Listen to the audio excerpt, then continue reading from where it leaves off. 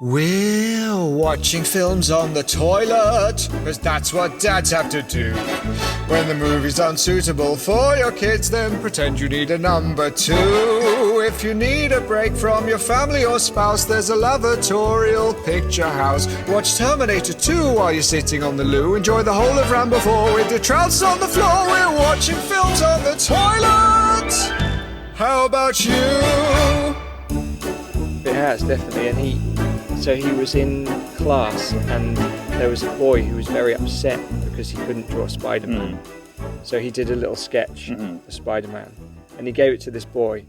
And the boy snatched it away and just ran to his friends and said, "Look what I drew." Yeah. Then he showed the teacher as well and told her that he'd drawn the picture of Spider-Man. Yeah. That is the kind of thing that would have made me incandescent with rage when I was a kid. I think it's a good life lesson. Like, you try and do something nice for somebody and they just throw it back in your face immediately. I always thought that phrase, no good deed goes unpunished, was just like a really glib, kind of cynical observation. But now I realise it is completely 100% accurate and you should never do anything nice for anyone. Never. Hi, I'm Sam Neill. The year is 2047. We've been sent to investigate a distress signal from the Event Horizon, a top-secret vessel that's capable of travelling faster than the speed of light by folding space and time. The Event Horizon's maiden voyage was a great success until one of the crew members accidentally used the gravity drive whilst doing a giant poo, creating a gateway from one toilet to another, light years away, allowing two toilets to coexist at the same time, one from our dimension and another from a dimension of pure chaos. You let me burn! Welcome! Hello. I am Ben. I am Eamonn. Yeah. What's this all about, Eamonn? Why are we here? What is going on? Well, I mean, there's two reasons. There's the ostensible reason and the actual reason. The ostensible reason is that we are watching films on the toilet because it's the only opportunity we get to watch the things we want to watch away from our wives and children with a modicum of peace and quiet. Yeah, exactly that. The actual reason is we're both desperate for attention. Yes. Please listen to this. I'm absolutely desperate for validation, and I'm 40 years old. Yeah, I'm not. No, not yet. So this week we will be discussing the 1997, I'd like to say hit, but it wasn't, Event Horizon, directed by Paul W.S. Anderson, not the other Paul Anderson. Oh, they get absolutely so cross if you confuse them. If you go up to W.S. Anderson, you're like, I loved Magnolia. He'll just go, That wasn't me! That's not my film! I directed Alien vs. Predator. Now leave me alone. I did Death Race. How does PTA feel if someone goes up to him and say, "Oh, did you direct the third Resident Evil film?" He goes, That wasn't my film! That was directed by the other man. Okay, well, Event Horizon, we went to see this film. It was the first 18 film I think both of us saw at the cinema. Yep. And I was a slightly younger 16 than you at the time. And I was also quite, I don't know, I wasn't short, but... Lame? I mean, yeah, I was really lame and weak and very hard. I just didn't pass for 18. So when we went into the cinema, the lady who checked the ticket said to me, "Are you 18?" We lived in Plymouth at the time. And I said, yes, I am 18. "Are you sure?" Yeah. And again, "Yes, I definitely am." And then we got in, which is pretty sick. She wasn't exactly Columbo, was she? No. But I was thinking, there was another lady that worked there, I think with dark hair, and she was pretty militant. The only way, do you remember that time we went and she said, "I'm only letting you in if you give me a full open mouth kiss." And you did it right in the middle of the foyer. and everyone went, God, that's gross. She didn't work there for long, did she? No, she got arrested. Did she work there at all? No. Before we get stuck into Event Horizon, Eamon, you have some toilet news, right? I will say the toilet news. Panic buying toilet paper is hit the United States again in the midst of the global pandemic. I've taken the liberty of making a list of some alternatives. So these are alternatives to toilet paper? Alternatives to toilet paper. So moss. Moss? Moss, yeah. A handful of moss. Okay. Rope, which apparently like sailors would fray the end and kind of use that as a sort of a brush. Oh, crikey. Snow. Okay, yeah. Corn husks. Oh. Might be more difficult to track down. Oh, I ain't putting a corn husk up there. No. And a sponge. A sponge. Dry sponge or wet sponge? Dealer's choice. I think I'd go wet sponge. Oh, it has to be. Yeah. I mean, I say it's dealer's choice. You're an absolute idiot if you go for a dry sponge. Although, if you're willing to use a corn husk, I don't imagine a wet or dry sponge is a problem for you. Well, would you use wet or dry corn husk? I feel like a wet corn husk would be worse somehow. In other toilet news... Oh, there's more of it. Okay, go on. Yeah. So the world's first gold-plated hotel has opened in Vietnam, complete with golden toilets, bathtubs, and steaks you can eat covered in edible gold. So it's all gold. It's literally everything is gold. I imagine it cost a lot of money to make a hotel made of gold. Well, it's one of these. I feel like it was a little bit clickbaity because the headline is "Man makes hotel made of solid gold," and then when you click on it, it's like everything's gold plated or just painted to look like it's gold. Yeah, just painted gold. They did have a photo of. Does he paint the steaks as well? The steaks are. They did actually. The steaks were covered in that gold leaf. You know, the edible gold leaf. What's the point? Why do you want to eat gold? You know how, like, often in fancy restaurants, or whatever, they'll put like a small piece of gold leaf on top of a pudding or something. But these steaks are like. You can't see the meat; they're completely covered in gold, and it's such a stupid, like, and you might remember this. David Cross does a great bit on food that's covered with gold, and he just says it's like the ultimate FU to poor people. It is. It really is. I mean, what's that really expensive steak? Is it the Wagyu beef? Wagyu beef. So you probably paid about, at least 80 quid for your steak, and then you cover it in gold as well. Do you ever just eat gold by itself? Well, yeah, obviously. I'd just tuck into a load of gold. My nan, sadly not with us anymore, she had a little gold bar that she kept up in her one of her drawers upstairs. Ever so often, she'd remember that she had it, and she'd say, "Oh, come upstairs and have a look at my gold bar." And it was pretty cool. I could have eaten it. It was not massive. I probably could have just gulped it down, and then she wouldn't have known it had gone. And was it heavy? Is gold that heavy? Yeah, it is. I mean, it was the gold bar was probably about as big as a Lego brick, like a 4x2, if you want to be technical. And so we're not massive, but it did have a good weight to it. She also kept her handbag in the microwave because she thought that if any robbers came in, they wouldn't look in there. She did accidentally turn the microwave on, though, once, didn't she? And her house exploded. Yeah, she roasted all her money and her pair of glasses. I mean, swings and roundabouts. The problem is, people say, you shouldn't leave your keys or wallet by the door. But I actually think you should, because if a robber comes into your house, then don't you want them to leave as soon as possible, rather than come and beat the hell out of you, asking you where your belongings are? That's a great point. Yeah.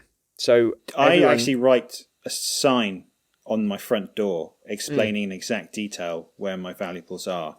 Yeah. Do you leave them outside, don't you? I leave a sign describing the values I have, where they are, and also describing the attractiveness of my wife.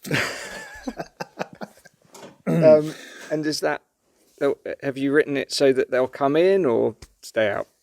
I've been really honest. So, no No break-ins as yet, but it's only been out for a couple of days. Oh, they'll be coming soon. Your wife's very. Oh, they'll be attractive. knocking down. Wait, and I've said this to my wife when she obviously objected to it. But I was saying, just think of the confidence boost that'll get you if you've got a gang of men trying to smash the door down at 3 o'clock in the morning. How nice would that make you feel? Yeah. So, Eamon, how many trips to the toilet did it take you to get through Event Horizon? I managed to chunk it down into about, I think it's 5. Okay, that's good. What about you? How many? It took me 11. Yeah, it was quite a lot. Just, just haven't had a long haul this week, so yeah, it took me a few goes to get through it. Obviously, we're not suggesting watching films on the toilet is the best way to watch films. We've never said that. We've never said that. You can't hold us to it. It's just the only way that some of us can watch films.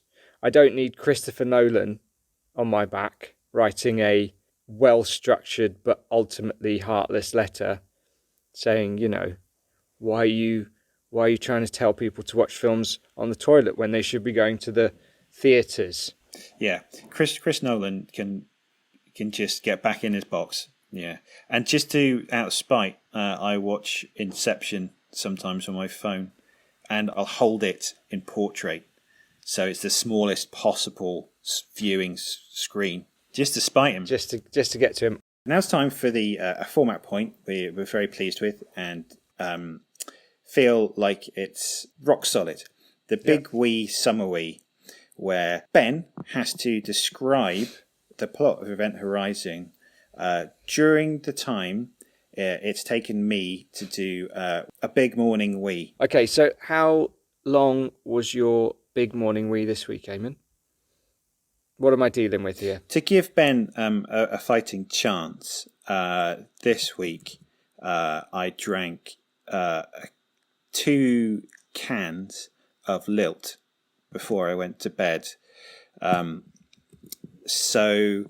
I managed to keep it all in all night. So it was actually a pretty big wee. Did you get any sleep? No, I was just desperately trying not to wee all night. Rest assured, the next morning when I was running down the corridor, I was shouting, "Here comes the Lilt man," to my children who didn't understand the reference. Yeah. And actually having to stop and explain it to them just added time. I really wish I hadn't said it. Who's the Lilt man, Dad? So anyway, you've got 58 seconds. I'll try. Okay. On your marks, get set, go. Right. Okay, we're in space, and a rescue ship called the Lewis and Clark is sent to investigate a distress signal from a different spaceship called the Event Horizon, which went missing 7 years before near Neptune. The rescue crew head off to find the missing ship, accompanied by the designer of the Event Horizon, Sam Neill. And it doesn't take them very long to find it. It's almost as if it wants to be found. But upon finding the Event Horizon, the ship's gravity drive opens a portal to a dark place and causes lots of damage to the Lewis and Clark, meaning the whole crew have to hang out on the spooky, abandoned spaceship instead. They start seeing terrible things. There's lots of people with missing eyes, some barbed wire, and then one by one the crew are killed in increasingly gruesome ways. They work out that a gateway to some horrible hell-like dimension has been opened, and in the end, Captain Laurence Fishburne has a fight with mashed-up Sam Neill, who's been possessed by the ship, or something, and then he sacrifices himself by blowing the bad half of the ship up to save the remaining members of the crew. But they still have bad dreams at the end, so it's unclear as to whether the horror is over or not, but thankfully the film is. Well, okay. I mean, a considerable overrun there, Ben, by about to the tune of about 29 seconds. Really? Do we want to stop and talk about this for a second? Are you feeling bad about yourself? I mean, I think I summed up the plot quite well. I think that says more about your we than my summary. So, next time, what am I aiming for? 6 cans? 6. Okay, 6 cans of Lilt. I'll try 6 cans of Lilt. We'll see how long we can make that wee. And 2 litres of water. 2 litres of salt water, yeah. Let's say. Boom. Oh, and a bottle of olive oil. I feel like you won't, but you don't wee out oil, do you? No, I didn't. You've had lots. I didn't say you did. You just want me to bulk up for winter. I just want you to drink a bottle of olive oil. Fair enough. Something you said is you were getting cross. You were saying, why did they keep on calling the spaceship Lewis and Clark instead of Lois and? So why does that make you cross? Tell me about that. Well, because Lois and Clark was the name of that's Superman's girlfriend, isn't it? Clark Kent. And that's who I think of when I hear Lewis and Clark. I hear Lois and Clark, and it was jarring. So did you think the spaceship was named after Superman and his girlfriend? No. Well, the most straightforward bit of Googling will tell you that Lewis and Clark were explorers who explored America, which makes more sense when you think about it, doesn't I'm sure it? It does make sense. I get it. But it just, every time I heard Lewis and Clark, it reminded me of Lois and Clark. And it made me think of that, and it took me out of the film. That's all I'm saying. It's something they should have considered. Do you think there's someone somewhere whose first name is Lowison and their second name is Clark? Lois and Clark. And so they go, Lois and Clark? And they'll be like, yeah, that's me. And you think, I was expecting... Who was Lois and Clark? A famous entrepreneur. Yeah, probably. What do you think he sold? Galleons? Yeah, it sounds like an 18th century inventor, doesn't it? Yes, it does. So probably sold. It's like, I bet he was one of those people who took what is now regarded as a deeply harmful chemical and passed it off as like a health tonic. Yeah, any statues of Lois and Clark would be pulled down about now, I reckon. So let's get into Event Horizon. Let's dig in. Okay. How did you feel about the characters in the film? Were they welcomed guests in your toilet area? They definitely were, actually. And Laurence Fishburne is brilliant. Yes. And he's such a good leading man. And I find it annoying that I've not seen more of his leading man roles, or that he's just not had enough of them, because he's so convincing as a leader of this ship. I thought he was great. And actually, it's a brilliant cast. Like, it is. Jason Isaacs is in it. Kathleen Quinlan, who's in Apollo 13. Yep. This is going to sound controversial because I absolutely love Sam Neill, but I thought he was a little bit of a ham in this film. I thought the performances on the whole were very strong, and I didn't feel like the actors were given an awful lot to work with at times. Agreed. Yeah. And they really turned it up. I mean, Sam Neill, he dialed it up to 300. He really did. So he was Dr. Weir, he was a man of science, wasn't he? Refusing to believe that anything supernatural was going on, despite the fact that he'd had a vision of his wife with no eyes. Yeah, I mean that what we'd now call gaslighting is every other member of the crew is talking about these crazy visions he's had, and he's going, Oh, I don't know what you're talking about. I've not had any vision. It's like, mate, you were just talking to your dead wife like 5 minutes ago. Yeah. With no eyes. Balls on this guy. They do that thing where someone will have a horrible vision and then someone will tap them on the shoulder and they'll be like, oh, are you okay? They go, oh, yeah, I'm okay. If you were in Lidl and you turned around and your child ran down the aisle at you with no eyes, you wouldn't then just go, oh, shake that off, I'll just go and pay.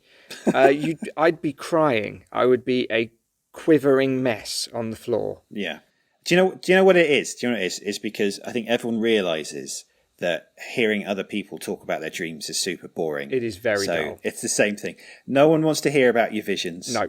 No matter how crazy or evil they are. Keep your evil visions to yourself. Yeah. I think Kathleen Quinlan does a great job of acting like completely freaked out, but in a very naturalistic way. Yes. In a way, like, she's a great barometer for like how we should feel, I think. Yeah. Well, what did you think of Jason Isaacs' character, DJ? There wasn't a lot going on, really. I mean, you've got all these people are working on a spaceship. They're engineers, they're scientists. Yet every time Sam Neill explains something, they're like, layman's terms, please, in English. Like, they should understand the basic science of space, yet they seem to have no idea. He gets that magazine and he's trying to explain how the gravity drive folds space and time. Have you noticed that bit of visual exposition has been used a ton in other films and TV? Did it in Interstellar. Yeah. when Matthew McConaughey is explaining, again, explaining the concept of space-time to a bunch of other scientists. And I think at that point they might be on a spaceship. Well, that's a prequel to Event Horizon, isn't it? That'd be great. Oh, that'd be good canon. Let's say it is. It's also in that Denzel Washington film Deja Vu, which actually was pretty good, I thought. And in Stranger Things, they're talking about the Upside Down. So if you're doing a science fiction film and there's something complicated that you can't be bothered to explain, just fold a piece of paper in half. I'd like to see them explore other bits of stationery in explaining complex science. Compass? Protractor? Yeah, that would be good. Do you know what? Use a rubber. It's fine to make mistakes. Yeah, you could. You could jam a pencil into a rubber and then see how it sticks up. I don't know why you would do that or what it would explain, but I think it would be visually striking. Yes. And then there's the little lad whose blood gets ripped out of his body when he gets sucked out of an airlock. I think that's my favourite part of the film. It's great. I remember that so clearly, and it's really dynamic. But anyway, I knew I recognised that guy, and it turns out that he was in one of the best videos of the 90s, one of the best music videos, which was the video for Bon Jovi's Always. Well, I think what struck me is that that actor, Jack Noseworthy, he looks exactly like John Bon Jovi in that video. I wondered if it's autobiographical, the story that's told in the video, which is that Jack Noseworthy was having a fiery relationship with a woman, and then he cheated on her. She left, and then got picked up on the street by some guy who painted her, and it wasn't a very good painting. But Jack Noseworthy saw it and goes absolutely crazy and blows up the guy's apartment. Mm-hmm. Have you ever had a strong reaction like that when you've been wronged in the past? Yeah. So someone cut me up when I was about to turn at some traffic lights. I set fire to their car. Now, what about you? Any Zidane headbutts on people who accidentally bumped into your trolley? Once I had a girlfriend who cheated on me, and to get back at the guy, I bought loads of stuff from him on eBay and gave him very low customer feedback. So yeah, some of the film takes part in a future that is now past, and it's also like some things are very futuristic, whereas other things are not at all. So we have the ship seems almost steam powered at times. This film was so heavily influenced by Alien. Yes, like that kind of analog future look. Yeah, but there's other things like they find a video of the distress call. There's nothing to see initially; it's just all static. And I think it's Peter said, "Oh, I'm going to run a filter on it." She somehow manages to get a sort of 4K version of the original footage in a matter of hours. Yeah. Apparently they used amputees and adult movie stars. That looks like the scenes from the Strictly Come Dancing backstage party. I imagine that's what goes on. Jamming their fists in each other's mouths and ripping their own eyes out. Apparently that is like a fraction of the stuff they recorded, and there was tons and tons more, and the majority of the stuff that got cut out of the film was that kind of craziness. I thought you were still talking about the Strictly Come Dancing backstage parties. Yeah. And they also do that thing where they listen to the tape over and over again, and some sort of audio becomes clear. But what I've done, Eamon, is I've got some audio for you to listen to, and I want you to tell me if you can figure out what they're saying.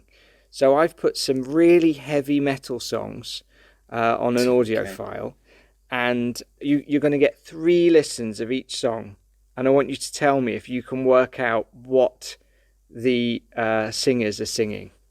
Okay. All right, here I go. This is by a band called Harm's Way, and it's a song called Isolation.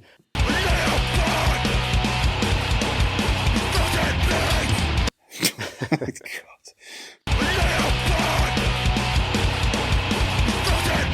What do you think?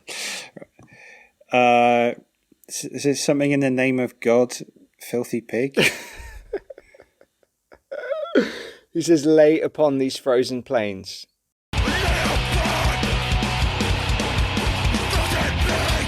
He didn't say filthy pig. No, he doesn't say filthy pig. He says filthy pig. Filthy pig. He says filthy pig. He doesn't say filthy pig. You're not listening, Eamon. Okay, the next song is by Machine Head, and it's called Nation on Fire.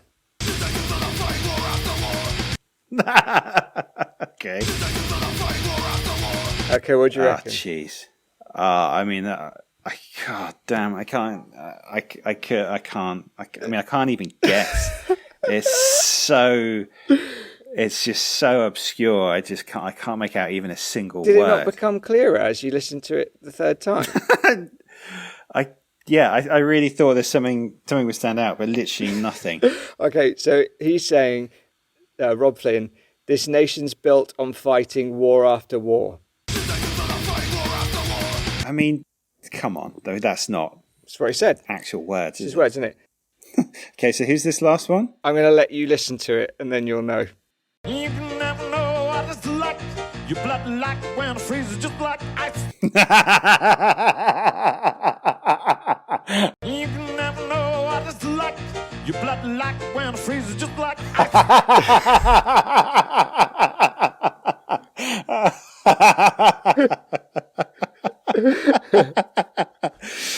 Oh, it's the Elton John from that COVID concert they did. It sounds like he's singing "I'm Dill Danding." I'm Dill Danding. It's insane. But do you know what he says? Do you think you know what it's like? It's something. Your blood freezes like ice or something. Yeah, you're pretty much there. You could never know what it's like. Yeah, your blood like winter freezes just like ice. You can never know what it's like. Your blood like when it freezes just like ice. It's bizarre. I mean, I know a lot of people that were going to go and see him.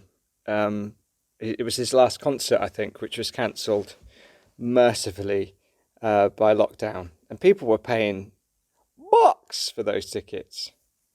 But, you know, I mean, I say that. You've heard the kind of music I listen to.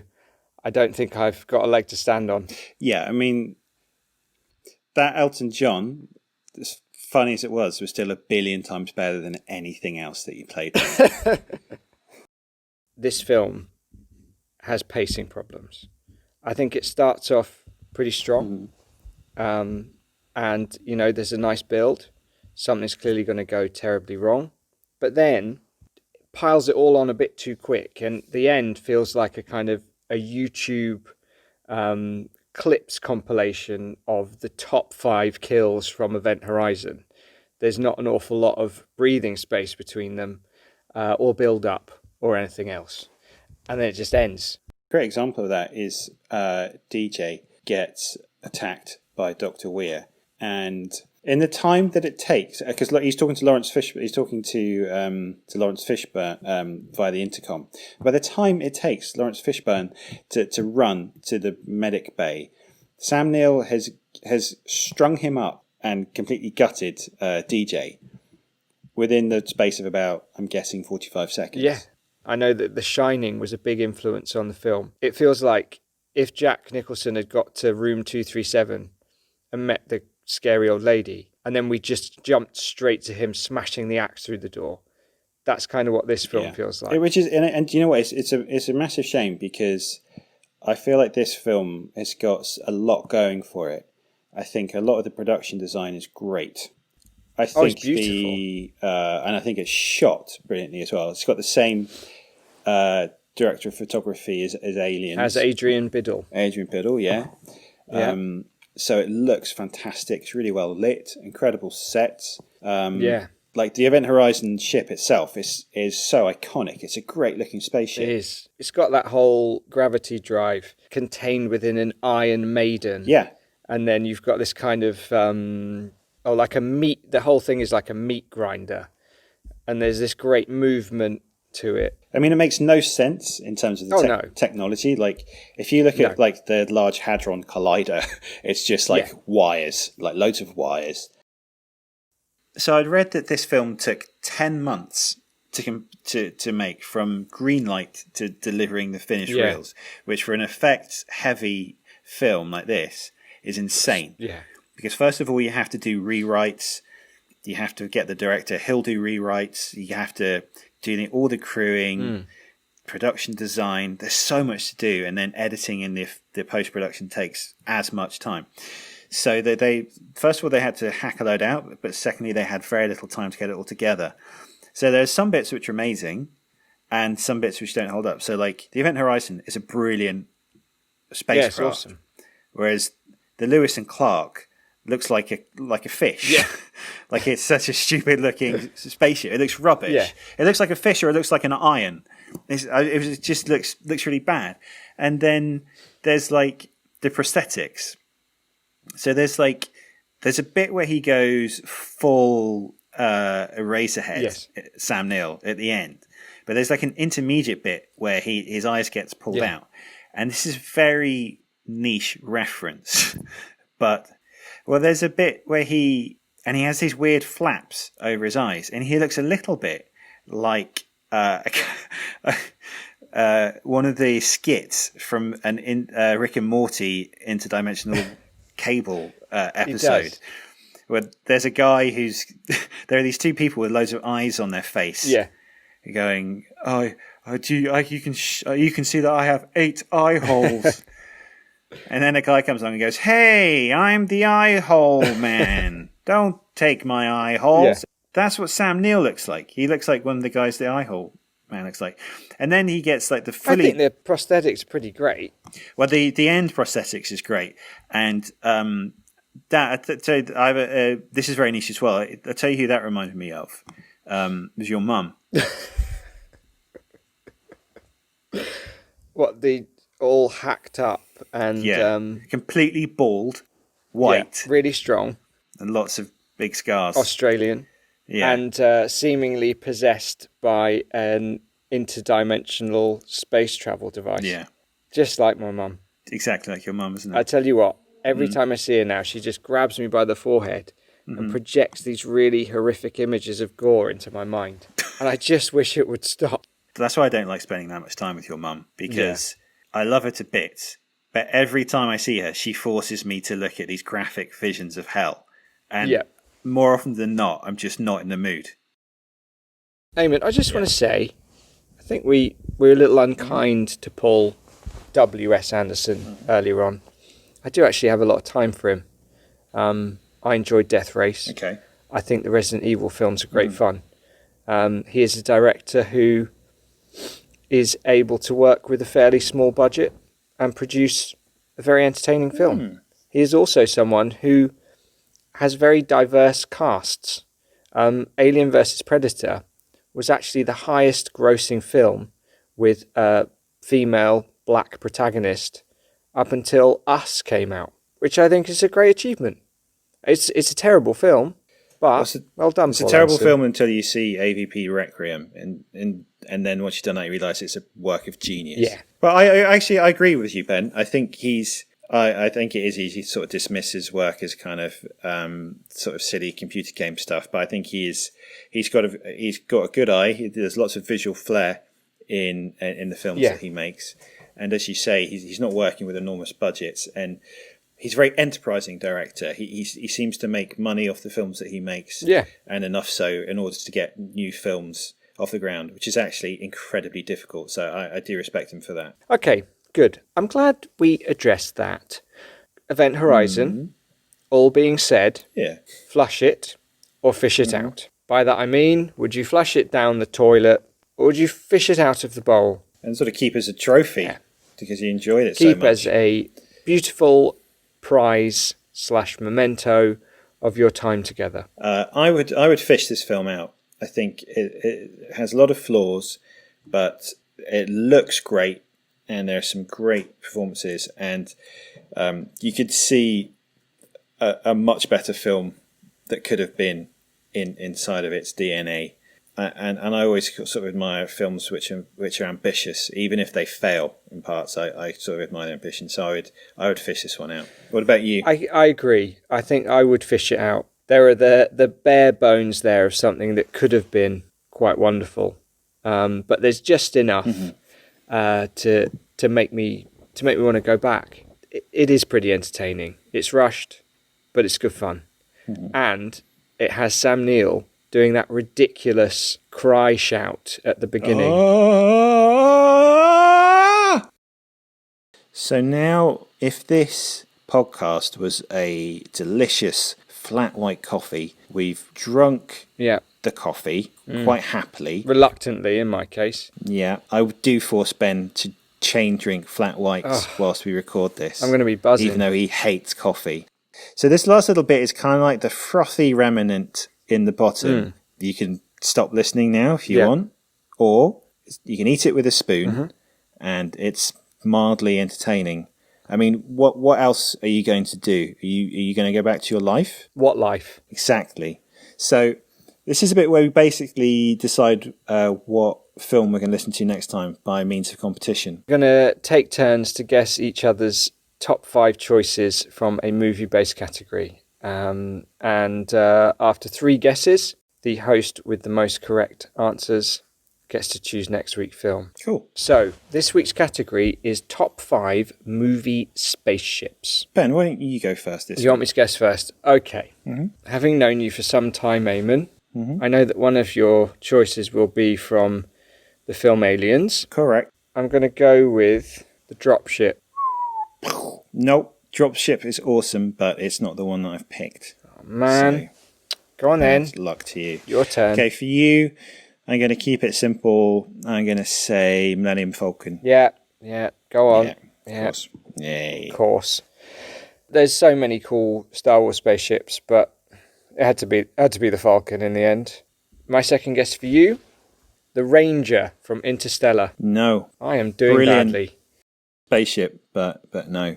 So for you, I'm going to say the Discovery 1 from 2001. No, I've not picked that. It is a wonderful ship, but I did not choose it. Fair enough. Oh, God. Okay, for you, the Nostromo from Alien. No, I think it's awesome, but I decided I was only going to go with one from that franchise, and it ain't that one. Is that my third guess? That's your third guess, so I've won. Oh, so my God. Did I not get any of So- yours? No. So let me have my last guess, and then we'll reveal them all. I'm going to say the Prawn Mothership from District 9. No, but I like it. I'll tell you what else I had. I did have a spaceship from Aliens, but it was the USS Sulaco, which is the big spaceship. There you go. Yeah. You mentioned one from Interstellar. It wasn't. You said the Ranger is the Endurance, What? which is like the circular spaceship with all the modules going around it. Fine. Third is the Icarus 2 from Sunshine, which is such an amazing high concept spaceship, which just has this enormous great heat shield. Yeah, it's a great ship. And a giant bomb behind it. It's so cool. The Valley Forge from Silent Running, which is such a cool idea. It's basically a long spaceship with all these hemispheres on it containing forests. And then the final one is the ISV Venture Star from Avatar, which is the spaceship which they use to get to Pandora. And the reason I love it is that even though you see it for about 8 seconds, James Cameron actually spent a ton of time working out how a spaceship like that would actually work, and then designed it. So he literally designed an interstellar craft for 8 seconds of screen time. That's pretty cool. Tried to watch that film with my sons fairly recently, and they got really bored. And actually, Really? I got a bit bored too. Not that it matters, but mine were the Derelict from Alien, so the space jockey ship, the drop ship from Aliens, which is really cool. Falcon, the Milano from Guardians of the Galaxy, which is a lovely, shiny, slick ship. And the USS Enterprise from Star Trek, which is a fairly obvious choice, but again, it's a beautiful craft. It's a great. You have the large spaceship, disc, yeah. you have the propulsion bit. I'm not a spacecraft designer, so I don't know what they're called. Sausages, Sorry. I believe they're called. The sausages. The sausages and the pizza. That's it. That's why, you'll often hear like Scotty saying, "Oh, we've taken a torpedo in sausage too." So that means I get to choose the film we're watching next. Okay, man. What was the film? So I've chosen The Lost Boys, which is a classic cult classic 80s film, which I've never seen. Sweet. I have, and I like it very much, and I will happily watch it again. Nice. Nice. I like your choice. Well, hope you enjoyed the podcast. You can do what you do to podcasts. What do people do to podcasts? They like review them and stuff. Kiss them. Okay. So please kiss our podcast. And we're on some social media platforms. So say hello. Please bear in mind what I mentioned earlier on about us craving attention. So please just give us some form of recognition, but only if it's nice. Yeah, only positive feedback. So you just need to say your ending line, which is... Keep flushing. Hey, keep on flushing. Bye. See you next time. Bye.